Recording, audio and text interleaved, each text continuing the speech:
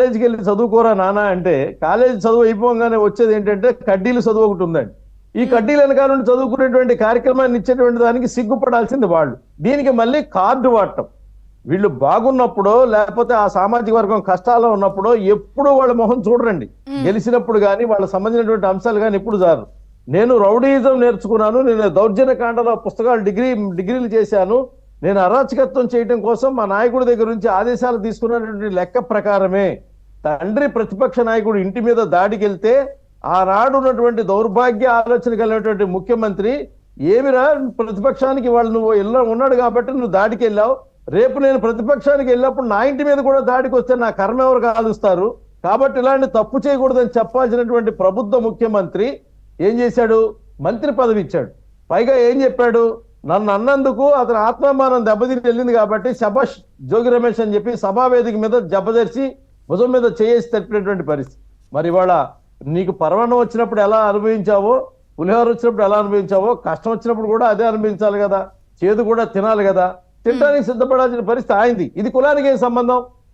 సామాజిక వర్గాన్ని అడ్డు పెట్టుకొని నా కులం అని చెప్పేటువంటి మాట చెప్పేటువంటి కులం ఎక్కడైనా సామాజిక వర్గంగా అభివృద్ధి చేసి చూపిస్తే ఆ కులానికి మేలు చేశాడని చెప్తాను. కానీ మా కులం నుంచి ఒక దొంగోడిని పంపిస్తాము, మా కులం నుంచి ఒక రౌడీని పంపిస్తాము, ఆ రౌడీ మంత్రి అవ్వాలి, మేమందరం జనాల్ని చంపాలని ఏ కులం కోరుకోదే. ఇటువంటి రాజకీయాలు నేర్పేటువంటి పరిస్థితి. అయినా మీకు ఒక విషయం ఖచ్చితంగా చెప్పొచ్చండి, మీకు కాసిన వాళ్ళు ఆడటం కోసం గోవా దాకేందుకు గుడివాడలోనే ఉందిగా ముందుకు అనేటువంటి నాయకుడు ఎవరైతే ఉన్నారో ఆ నాయకుడు ఆధ్వర్యంలో ఒక 4-5 దాదాపుగా రాష్ట్రం మొత్తం కూడా చేసినటువంటి పరిస్థితి. మీరు ఉచ్చు బిగుస్తుంది అని చెప్తున్నటువంటి మంత్రి ఏదైతే ఉందో మింగినటువంటి 1000 కోట్లు ఎవరివండి? ప్రజలవే కదా. ప్రజల సొమ్ముని దొంగిలించడం కోసం నీకు అధికారాన్ని ఇవ్వలేదు కదా. దొంగిలించినటువంటి సొమ్ము లెక్కలు తీసేటువంటి ప్రక్రియ ఏదైతే ఉందో మీరు చెప్పినట్టుగానే చట్టం తన పను తను చేసుకెళ్తుంది అనేటువంటి లెక్క ప్రకారమే. ఒకనాడు ఏమన్నారు మాజీ ముఖ్యమంత్రి జైలుకి వెళ్ళినప్పుడు, నేను లండన్ వెళ్ళాను వాళ్ళు లేపేశారన్నారు. ఇవాళ లేపేస్తుంటే పరామర్శల కోసం. ఒకనాడు ఏం జరిగింది?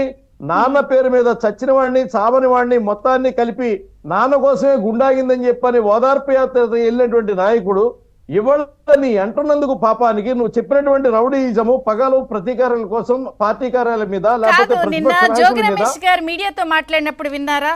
మా ఇంటికి మీ ఇల్లు ఎంత దూరమో అంతే దూరం, ఈ అధికారం శాశ్వతమా, ఈ తత్వాలన్నీ నిన్నెందుకు గుర్తొచ్చినాయి?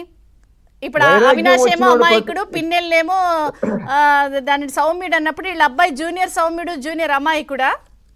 ఇంతమంది రాష్ట్రంలో మంచి వాళ్ళని తయారు చేసి ఈ మంచితనాన్ని చూడలేక హిమాలయాలకు వెళ్ళిపోదాం అనుకున్నటువంటి జగన్మోహన్ రెడ్డి గారిని ఈ మంచి వాళ్ళందరూ వెనక్కి పిలుచుకొచ్చి మనం మళ్ళీ ఉండాల్సినటువంటి అవసరం ఉంది. ఈ ఇల్లుకి ఎంత దూరమో ఆ ఇల్లు ఎంత దూరమో కన్ను మూర్చి తెరిసే లోపల 5 సంవత్సరాలు పూర్తవుతుంది, మళ్ళీ మేము అధికారంలోకి రాగానే మళ్ళీ ఇదే తంతు చేస్తామనంటే ఆంధ్ర ప్రజలు అమాయకులు కాదండి.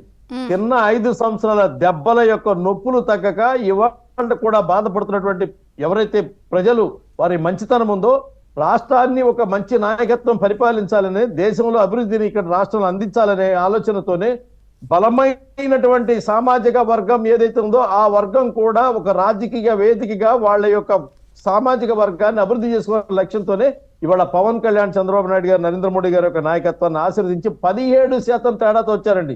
మాకు 40% ఉన్నటువంటి ఓట్లు ఏవైతే ఉన్నాయో 17% అంటే దాదాపు సగం పైన జనం మీకు వద్దు, ఈ రాష్ట్రంలో పాలన వద్దని చెప్పినటువంటి లెక్క కూడా వీళ్ళు ఆలోచించుకోవాల్సిన పరిస్థితి. ఈ ఇంటికి ఎంత దూరం ఉంటుంది, ఆ ఇంటికి ఎంత దూరం ఉంటుంది అంటే